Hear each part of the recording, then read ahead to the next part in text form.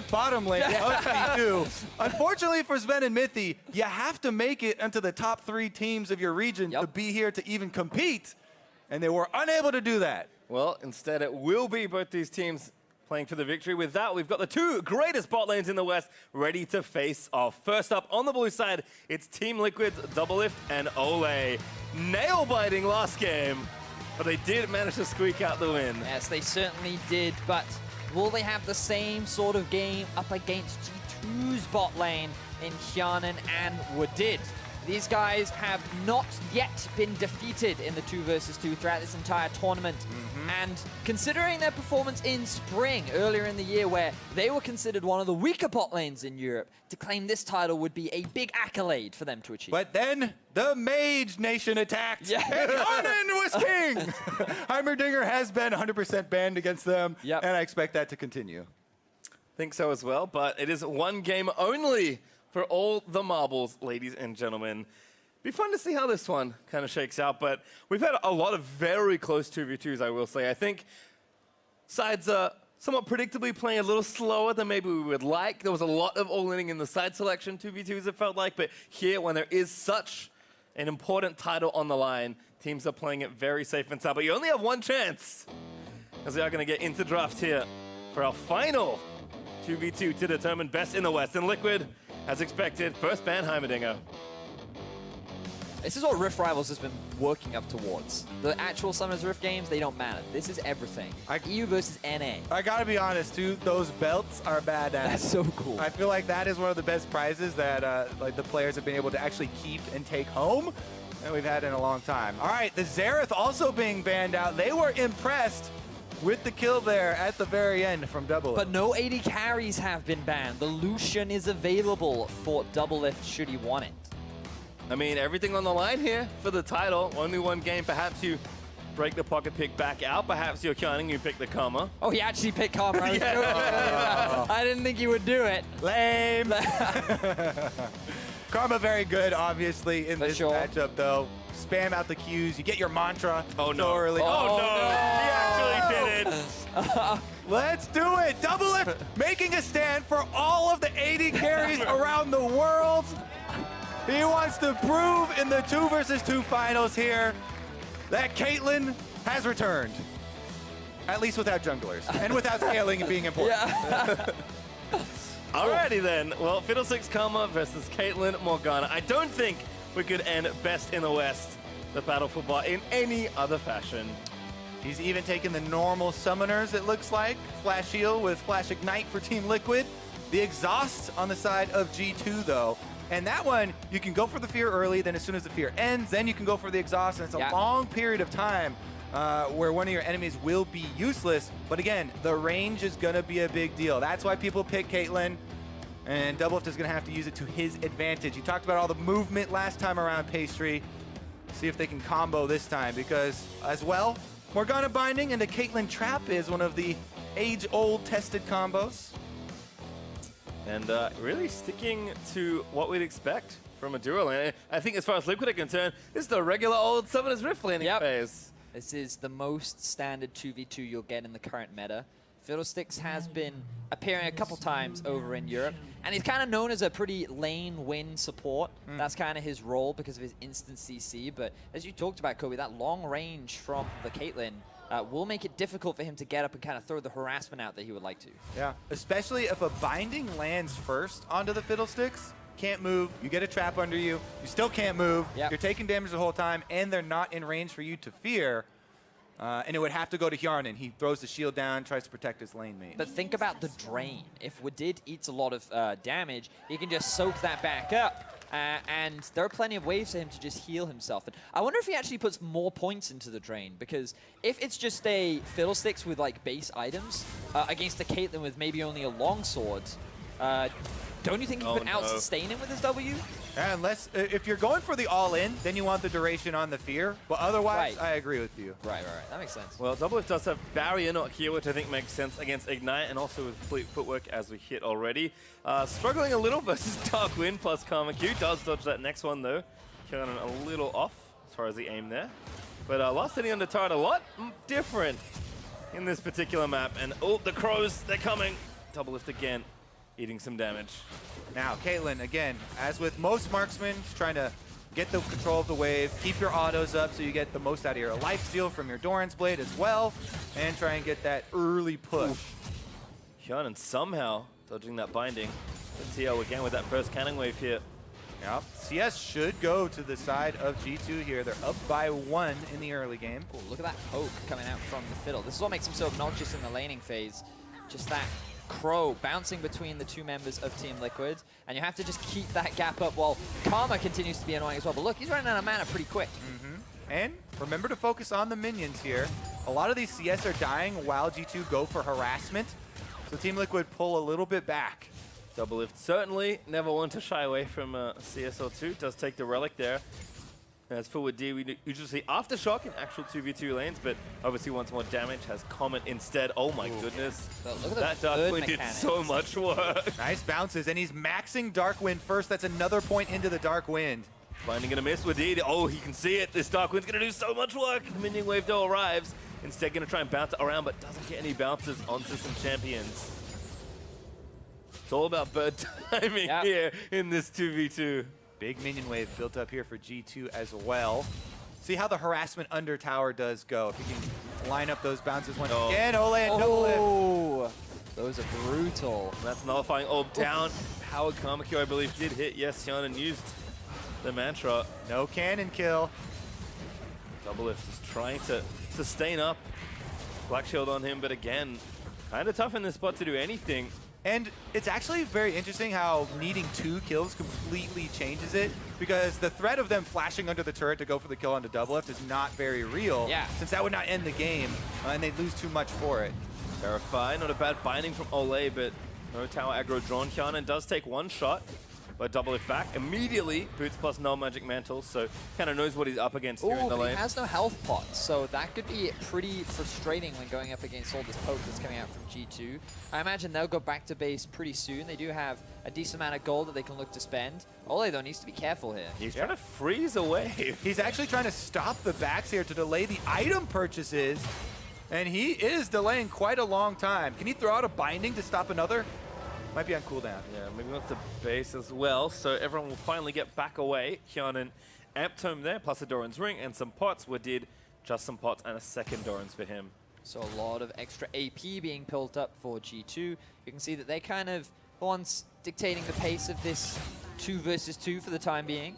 And Doublelift opting for the slow push here, wants to build up the minion wave as big as possible before they all crush down on the turret at once, and Olleh has time to walk back. Olleh is back now though, but as you said, Kobe, G2 still a little ahead there in the CS race. I mean, it's pretty even. Doublelift should get all these and then they'll be almost all tied up. But it could be close, and again, Wadid doing a nice job moving forward, getting bounces, just pressuring here. Wadid now has finally put some points in his drain.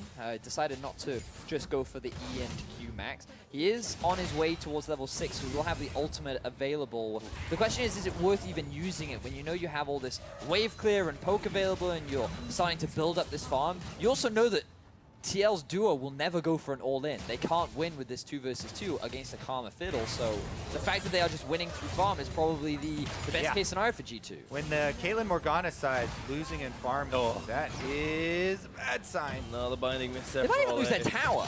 That's true, actually. It's kind of taking a beating. Cannon creeps here. Yeah, G2 like, all right, start autoing it. Let's see what damage we can get done here. Doublelift's early base kind of costing them here. Too much damage. It's again, Wadid continues. He has to base. Oh, that's actually... Is he basing? Yeah. Well, this is definitely going to be the last base because the turret is so low, they might even be able to rush it down. Olleh's got to do his best to keep those minions Level back. 6 Wadid. A zoning Crowstorm, let's go. He can only he's doing it! He goes in for it! Oh, Black Shield on. Actually, might be up for a kill. Look at the turret!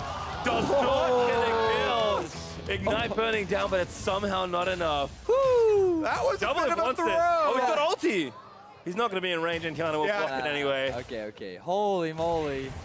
Well, that made it a little bit more exciting because they kind of had it in the bag, and they go for the kill onto Olleh, but he just black shields himself, so no fear goes down. Still, though, the turret almost going to fall for Team Liquid. They have to make something happen soon.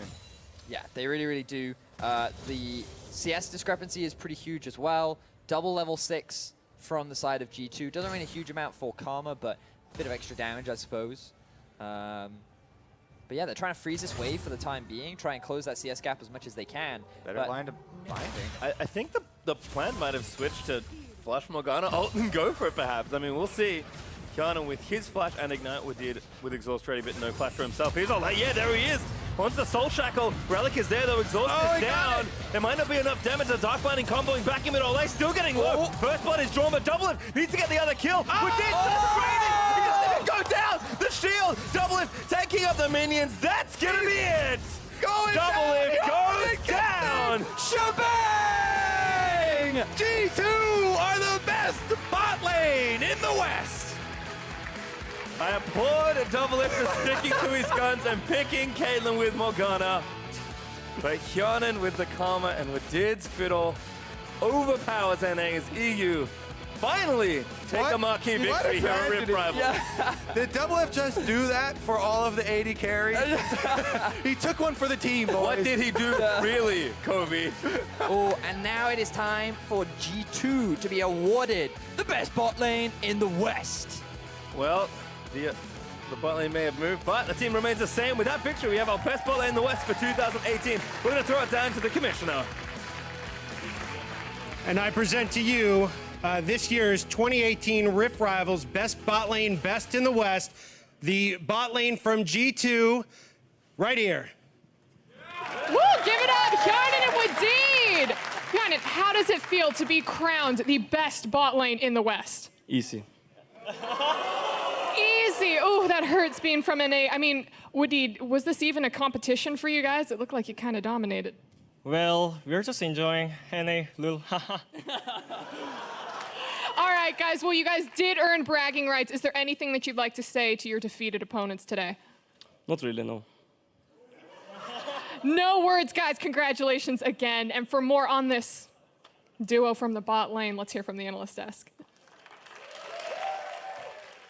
Thank you very much, Avli. Hjarnan and Wadid, the best Right bot there. lane in the West. They are right there on that stage. Right there, yeah. Hoisting their belts. I mean, hey, they utterly destroyed Doublelift and Olleh, who came through with a 1 CS win over Yeah, that was over close. Afrohu and Oh, Cody baby. to sneak in there. But EU, man, they win the group stage, win the best bot lane in the 2v2. It's all coming down to that best of 5 tomorrow. But let's best thing, relive man. some of the top moments here.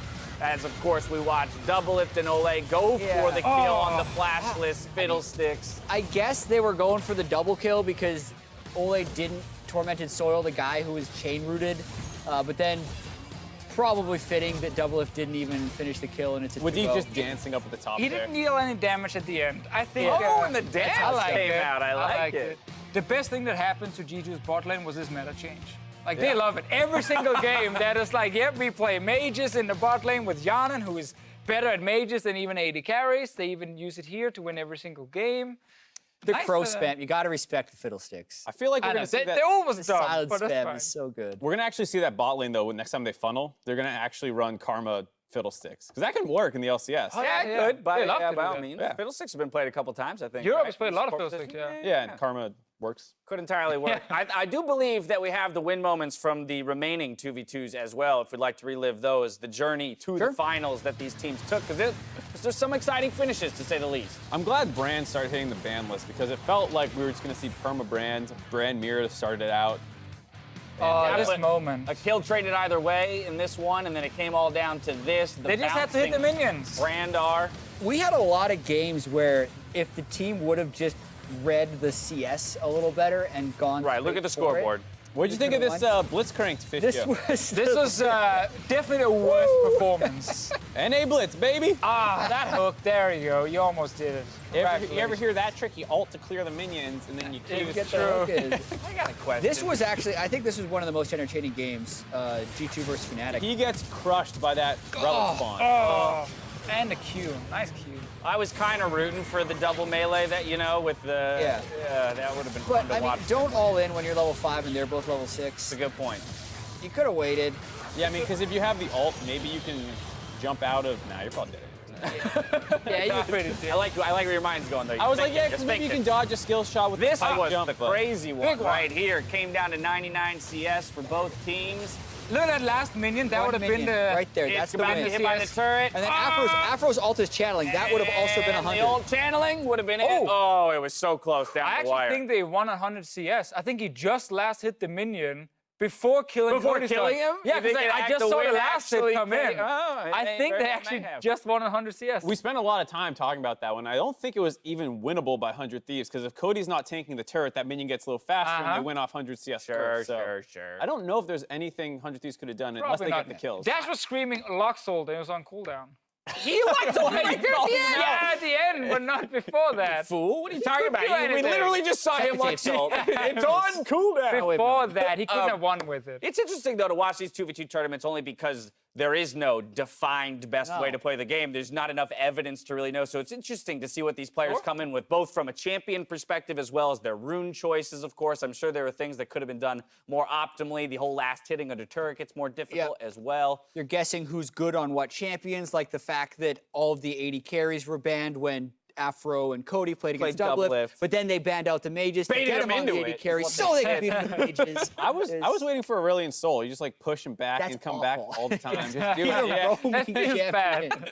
Who are you going to go Gosh, bot? you're roaming Run back back. to your Bot, get base more CS? and coming back. Yeah. Oh, God. You can keep shopping. All righty. strat. Well, tomorrow, EU and NA duke it out for the title of Rift Rivals Champions, presented by Jersey Mike's. Because NA came up short in groups, they have submitted Echo Fox for Game 1, and EU have responded with G2. They'll also have the opportunity to respond for Games 2 and 3 to what NA puts forward. But we already have that Game 1 laid out there for us. What are you guys thinking, one, about that game, and two, what EU's approach is here in terms of who they've elected to send forward? It does feel like EU wants to start with a win, and G2 is their most controlled team going up against probably the craziest team for North America. So it feels like they're just trying to stop Echo Fox from maybe picking up an upset win. Yeah, because I thought if it was like the 3-0, they would put G2 against Team Liquid, because that's the highest chance of a win for G2. Right. And then just put like 100 Thieves versus Splice, and of course Fnatic would then take on Echo Fox, but they're not doing that. So it feels like the control we trust the most in G2.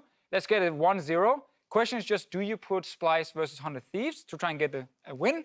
Or do you just sack them for the PL? You're like, yeah, you And that's the go only ahead. choice remaining to make after the first one, because all three teams have to play in the first 3 games. Yeah, very much so. But G2, the winningest team in Europe at the moment. Well, I guess we should Tied with Misfits, shouldn't yeah. say, yeah, exactly. Super Misfits is there, undefeated. but also the winningest team over here, still undefeated across Rift Rivals and the 2v2 Gauntlet. That's going to do it for today. So for myself, the cast, and the entire live broadcast crew, thank you for watching. And we'll see you tomorrow for more Rift Rivals.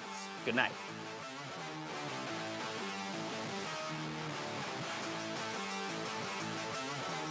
Because right now, I do think that EU